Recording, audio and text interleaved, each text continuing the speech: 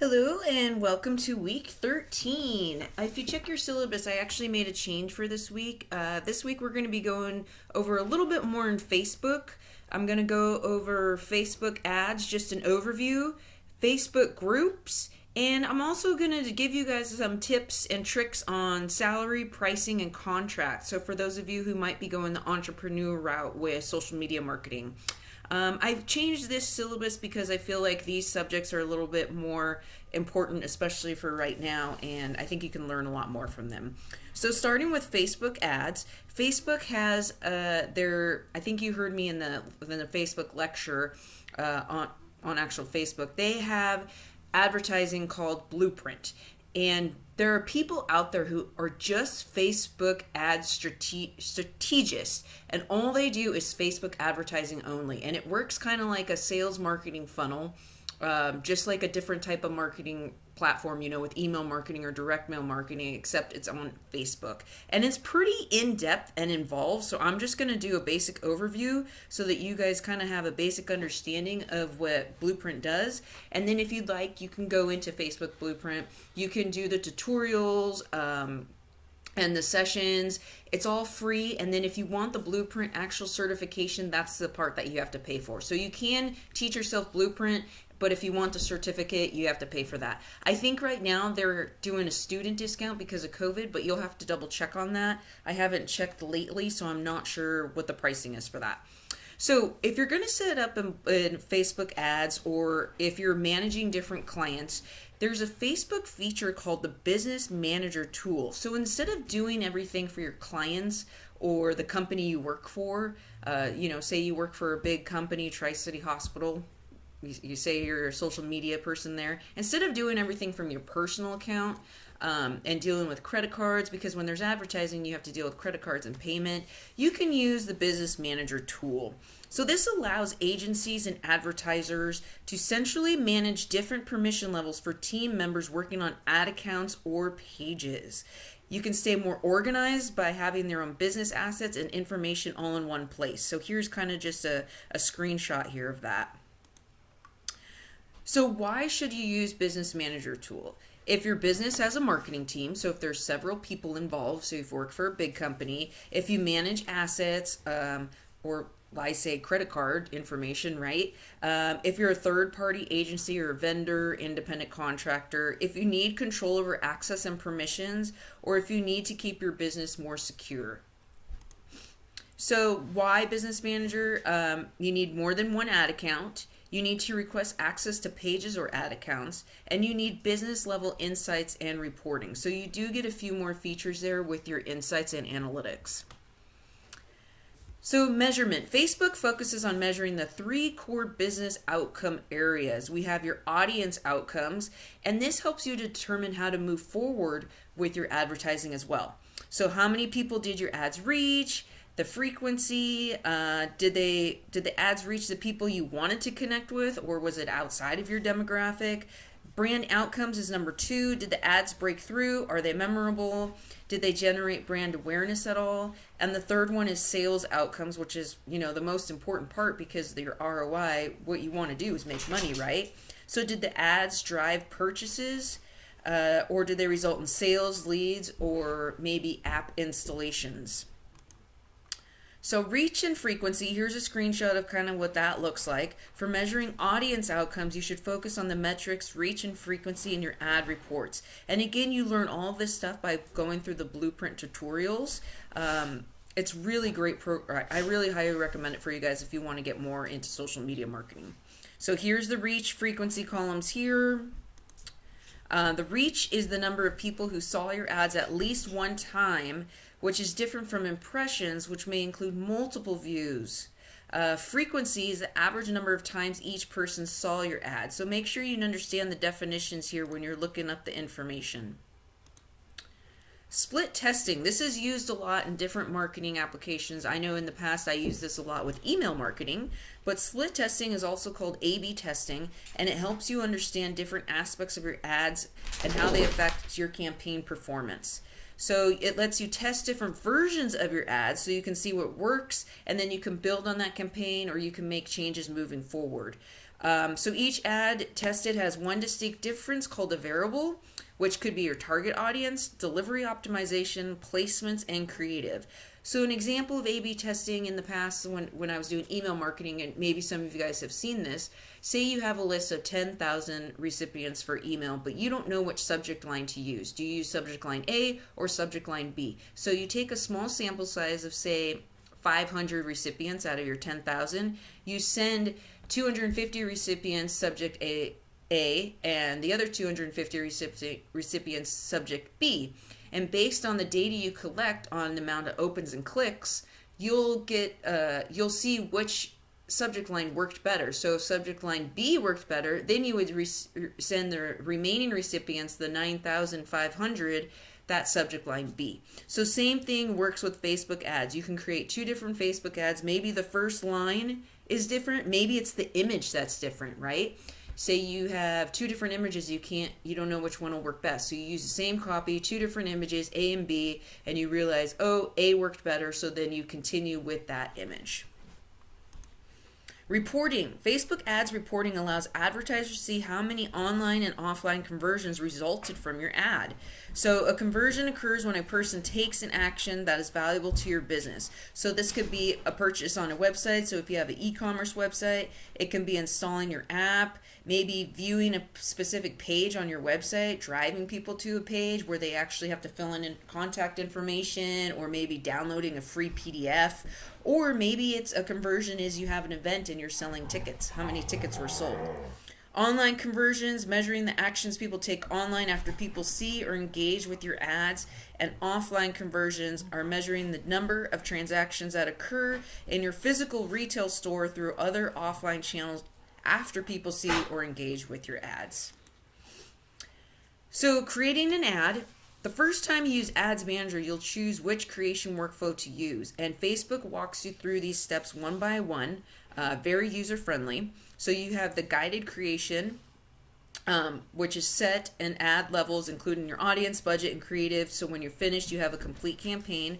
Or you have the quick creation, which allows you to fill in minimal details such as your campaign's name and objective in any order, and then you can edit and complete your campaign later on. Specifying an audience. You can include or exclude people from your audience based on your demographics, location, interests, and behaviors. You can actually type in interests. So if you're setting up a half marathon race in San Diego for a charity event, you can actually click into your interests: running, marathon, philanthropy, nonprofit, fundraiser. And there's 3 types of audiences here. So we have your core audience, which is a default audience in Ads Manager for your ad set when you start to create an ad audience. You have your custom audience, which is an ad targeting option that lets you find your existing audiences among people who are on Facebook. I personally like to use custom. Lookalike audience, a way to reach new people who are likely to be interested in your business because they're similar to your best existing customers. And when you go through the Facebook blueprint, it'll go through these 3 in more detail, and it'll give you the benefits of creating lookalike audiences. Selecting placements. The available placements may vary depending on which ad objective you select, but will include at least one of the following. So a news feed, stories, in-stream search, messages, in-article, apps, and sites. So these are called placements. Budget and scheduling, right? Because we're paying for these ads. You set a daily or a lifetime ad budget and a start and end date for your ad set. So I went over this just a little bit when the Facebook lecture. Ads Manager will tell you how many people are likely to see your ad, and this is all estimated based on the budget you select. So the more money you spend, the bigger the reach. Based on which options you choose, your payment schedule and some optimization options may vary based on the campaign, objective, and placements you select. Now the ad format, here's a screenshot here. At the ad level, you'll name the ad, connect it to a page or Instagram account you manage, and select an ad format. Available formats vary based on your ad's objectives. So here's you got your carousel, your single image or video, and remember when we went over the Facebook, we saw the different formats you can do. Ad creative. This is where you enter your text, upload visual assets, so your photos, your videos. You provide a headline, image captions, and your destination URL or your website. Here's a screenshot of that here. Maybe I can make this a little bigger for you guys. Whoops. We have call to action. So you can include a call to action from this drop-down menu here. You can learn more, shop now, sign up, apply now, contact us. So if you just want them to contact you for further information, that's an option as well. Make this bigger for you guys. Ad account settings. So your ad account, set up or edit the name of your ad account. Choose your currency, which, would have dollars in the US. Enter a business name, address, tax ID and number, and specify whether you're purchasing ads on behalf of a business or an agency. You'll also need information here if you're a nonprofit, and sometimes they might make you do additional steps if you're running a political campaign or nonprofit. Pages, see a list of all the pages you have permissions for and what role you have on each. So if you're an agency or an independent contractor, you might have a ton of pages here. I know I have several. Payment settings, add or edit payment methods, set a top level spending limit on the ad account, and find out when your next billing date is. So this is where you'd put in your credit card information. So again, this is just a quick overview of Facebook ads and Blueprint. You can just Google Facebook Blueprint and it'll bring you to the link if you want to learn more about that. Next, I want to just go over a little bit on Facebook groups and how this can help. Even if you're not on Facebook, it's nice to know about Facebook groups. You can really get some great engagement and leads for yourself if you're trying to build your network and for your company. So Facebook groups, a Facebook group is a space where people can come together around a common topic to learn, share, and create discussion. So here's just a screenshot here of a Facebook group I have for Cal State San Marcos. We have a social media marketing Facebook group, and I actually have my students post in this group, and we do different little activities in here just to practice and engage with each other. I'm involved in a ton of groups. I don't know if you guys are, but just so I can learn from other people, I need to still learn from domain experts too, and so that I can also give my expertise to others. I also have a few groups where I actually get leads, sales leads, and it's really beneficial and it's free. It does take time, but it's free. So you're building a community, you're sparking meaningful conversations, you nurture, reward loyal audiences and contributors, you gain insights about your audience, so a great place to do market research.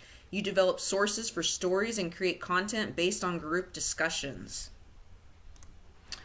Creating a group, super easy. Facebook makes it very easy for you. You choose your group topic. Groups can focus on a wide or narrow topics.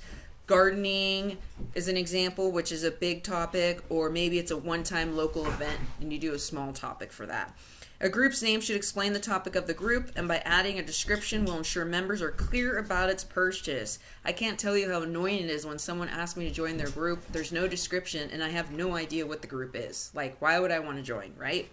You can also add your organization's name into the group or mention it in the description. So, for example, if you're a veterinarian and you are a top vet at Melrose Veterinary Clinic, you might start a group that says free tips for your dogs and cats, and that's your group. You can say this free group that gives you free tips for dogs and cats has been created by Melrose Veterinary Hospital. So you can link your business to your group.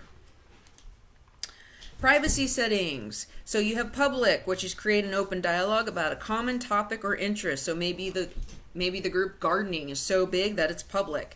Anyone on or off Facebook can search for these groups, see their content, and any Facebook user can request to join. Closed group is controlled who can and can't join the group, so anyone on Facebook can search for these groups and request to join, but the content is restricted to the group's member. I always recommend for my clients to have closed groups so that they can see who is trying to join. You can even create a short questionnaire when people want to join your group. So again, if you're a veterinarian, maybe your question to join is how many dogs do you have? How many pets do you have? Are you currently seeing a vet right now? What is your top veterinary question or concern, or what information do you want to gain by joining this group? So you can definitely add those questions when people join. Secret group is a start group for teams or subscriber that's hidden from the public. So no one can even see that this group exists. They have to have an invitation to join the group. Secret group works good if you're doing like private little events. You know, maybe you're doing a surprise birthday party or something. Groups for pages. To stand out and engage both your current and potential audiences and subscribers, use your main page to connect, communicate, and provide readers with what they're interested in. Business, influencers, and organizations that have pages can use groups to create spaces for people to communicate with each other about their business, brand, or content and build a community powered by engagement and trust. So you kind of let the members of the group do the engaging with each other. And you may not even have to chime in that much. So an example here would be our coaching company, Ghost Runners Coaching, is our main page. We have a group called Ghost Runners Free Coaching Tips, and people engage with each other here. They'll post questions and comments, and if it's a coaching related tip, we'll answer back. If it's not, other people might chime in and just let the engagement flow. And this is the way that we can get leads and prospects can get to know us coaches better by joining this free group and seeing the content that we post in there. So you can learn about your members. You can ask questions when people request to join your group. So I kind of already mentioned that earlier. Admins can use this information to vet applicants and learn more about why they want to join the group. So again, that vet example. Participation in your group. The more you participate in your group, the stronger your relationship is with members. So join in the discussions, comment, ask questions, engage with members. When you post, you can ask a question or tag someone relevant. The goal is to generate conversation. So maybe someone in that running group posts about, hey, I have this, I really want my time mile to get faster. What kind of speed work drills can I do? You can let other people chime in on what they do, and then you can chime in as the coach or the owner of the group and say what you suggest. So again, showing domain expertise. You're engaging with your members. When you post, maybe you post a question like, hey, what is the number one injury that people suffer with right now? Or what is the number one running nutrition fuel question that people have right now? You can gain insight and do market research. Encourage in-person events. Obviously, this is not happening right now, but pre-COVID, are there events you can host, local gatherings you can encourage? As group members build relationships with one another, it can increase engagement and become a place your audience returns to consistently and recommend to others. So people in this free coaching group, they're getting free tips from you. They can tell their friends. When their friends say, oh my gosh, I need a running coach, they say, oh, I'm in this free group. These coaches are amazing. They know what they're talking about. They engage with us. They're involved with the community. They have in-person events, and they recommend you, and you get a referral. You can create group rules. So admins can establish up to 10 specific group rules to foster a civil and respectful environment where productive conversations can happen. You can post rules in the group to give everyone clear expectations for acceptable behavior. So, just common sense stuff. Be nice. I know there's some groups out there who specifically say no political comments or posts, right now. Community guidelines. In Facebook groups, community guidelines can prohibit things like offensive language, personal attacks, all caps messages, spam, and more. A stated list of the guidelines can keep the group on track. You can also add a link to your own organization values and mission statement. So maybe in the running group you have a rule where no solicitation, or maybe no other coaches can post. I don't know. I'm totally just making this stuff up right now. So managing your group. So create clear, positive guidelines from day one and use these guidelines to keep members accountable. Maybe you have a couple warnings first with offensive language and then you kick that person out. Moderate conflict quickly before it escalates to reset the tone of the conversation. You can, as a moderator, you can delete comments, you can delete posts, you can block people, you can, and then if all else fails, you can actually remove that member from the group if you're having continued issues. All right, so next little tips advice here is on salary, pricing, and contracts. So there's different tools and websites out there to look up salary. So if you want to be a social media manager or get into the social media marketing fields, you kind of want to do research and see what the salary going rate is. And maybe after doing this research, you realize, hey, I don't want anything to do with social media. I want to start my own business, or maybe I want to do something else involved in business or marketing. So it's great to always do research first. So LinkedIn has a salary piece to it, element piece to it. This is actually an old screenshot here. You have to, and when you type in the information, social media manager, and where you live to get the base salary, you actually have to answer more questions related to your resume to give you the base salary that's accurate. So this is not accurate right now. This is just a sample screenshot of what LinkedIn can show you. Here is what Glassdoor does, and this is current. I just did this one, I think yesterday. I looked this up to see what it was. So Glassdoor.com, this is free. You go to salaries tab. You can click in, the title, salaries, the area you live in, because obviously the cost of living in San Diego is different from the cost of living in, Boise, Idaho. So it's about $70,000 right now is the average for a social media marketing manager. Here's another one that I found. I can't remember the website for this, but you can kind of just do some Google research and find out what it is. This one says $109,000 for social media marketing and communications manager. Okay. It also depends what company you're working for. If you're working for a big corporate company versus working for a mom and pop company. Packages and pricing. So if you're going the entrepreneurial route and you want to be an independent contractor and kind of do things on your own, here's some just basic tips and tricks for you as you get started into doing this. There are really 4 main categories of services. You have a strategy, which is evaluating the online presence of a brand. It gives feedback on what they're doing well and what they can improve on, and you create a social media plan. One-time services is non-recurring services that you can provide to a client, such as graphics creation, profile setup, or blog optimization. These are just examples.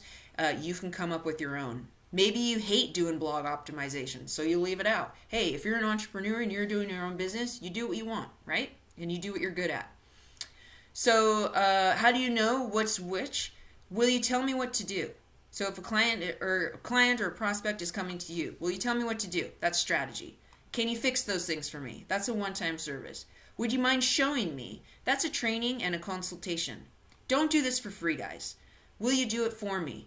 Done for you. Nothing is done for free. Maybe in the beginning you're very inexpensive, or you do a trade. Maybe your local gym, you say, hey, I'm getting into social media. Can we do a trade for a gym membership for me doing social media for you? I understand that. Or maybe you're doing an internship where you work really inexpensive to start off, but try to avoid doing anything for free. So strategy. It's like getting paid to do an extended interview with a client. It does not promise that you'll continue working with them after the evaluation phase, right? Because you may absolutely hate working with this person after creating their strategy plan. They may be a total pain in the butt. Wildcard ideas make it fun and allow you to show off your creativity, creating the perfect pitch. So now that you know exactly what the client needs, you can create a custom proposal afterwards. So after you create the strategy plan, you could, if you like the client, you like the product or the service and the company, then you can make the pitch and say, hey, I can continue doing these management services for you. Depending on your expertise, $500 to $1,000 is about a one-time fee. Get paid up front, or at least 50%. Don't deliver final strategy or get a second payment. I know some graphic designers, web designers out there, they always do payment last. Do not get payment after the work is done. Get at least 50% up front, if not all of it up front. Do not work for free. I'm telling you, it's better to get paid up front than to be chasing money after you get the job done. I do not want you guys getting taken advantage of. There are so many people out there who will take advantage of you, especially if you're entry level or if you're a student. One-time services could be, these are some examples here, social branding package, Facebook page setup and custom tabs, contest, single advertising campaign, profile or website optimization. Training and consulting, team training. You can support for your team in fully implementing recommendations from strategy, charge by the hour or for a package. So you can do one-on-one training in person via Zoom. If a package, it might be a total of 4 trainings Recordings are provided, slides afterwards are provided, email and Slack availability, detailed tactical training on platforms designated from your strategy. I've done these before. Consultations. Hey, maybe you have a veterinary hospital who has a staff of 4 people. They know how to do social media for personal, but they don't know how to do social media for business. You go in there, you do a 1 or 2 hour training session, you charge by the hour, and everyone gets to understand and know how to do social media for that company. Nothing wrong with that as long as you're getting paid for your time. Done for you. Packages could include social media strategy, grow, engage, and invite, monthly reporting, consulting, and coordination calls, and you choose monthly or bi-monthly. Maybe they're weekly, maybe they're every other day, but if you're doing more consulting and coordination calls, the price goes up. Packages should not include social ads, management, or budget. That is separate. Content creation besides basic social media posts. So if they need graphic design work, that is outside of the scope. Daily communication with client. You will get clients who will take advantage of you and harass you all day, every day. Make sure you set boundaries with your clients. Managing, training, or coordinating with their team outside of your calls. More than 3 platforms. A 3rd platform could be rotating. Sharing the client's content to your profiles. Your profiles are yours. You don't need to be sharing other people's your clients' content on your profiles unless you choose to and you want to. So just some basic packages here, just to give you guys kind of a and you know, this is a, you can change this around, flexible based on your experience, but I just wanted to give you guys some sort of an idea here to help you out. Basic package, entry-level strategist, $500 a month, create 1 to 5 posts and distribute on 3 platforms weekly, engagement daily, monitoring brand mentions daily, metrics and measurement monthly, 1 client call monthly. So that's kind of like what a basic package could be. Again, if you're new to this and you want to charge less than that, I remember when I first started out, I had about 2 or 3 clients where I only charged $250 to $300 a month for the first 6 months, and then I raised my fees. You could do that. That's totally fine when you're starting out new. Entry to mid-level strategist, what you get for about $1,000 a month. So this is twice the deliverables. Up to 2 platforms maintained, create 1 to 3 pins and distribute on Pinterest daily. Again, this is just examples. Engagement daily, monitoring brand mentions daily, social ambassador, reputation management, metrics and measurement monthly, 1 client call a month, overall strategy and results. And put a time limit on your calls. Are they 20-minute calls or are they hour-long calls? You also want to have contracts for your services, just as if you're a graphic designer or a web designer. So here's an example here of an independent contractor. You can find different examples for contracts like these online, but this is a pretty good one here. I mean, if you have access to an attorney, even better, but you don't necessarily have to. So those are kind of the basics on salaries, packages, pricing. Week 13 assignments, which are due this Saturday, December 5th. We have our check-in 12, cartoon character, discussion 11, asking questions, and your extra credit will be due for those who choose to do it, social media marketing certificate. And then coming up, we only have 2 more weeks after this, guys. So social media examiner presentations will be due, and your final social media marketing plan. So have a great week. Call me, or not call me, email me if you have any questions.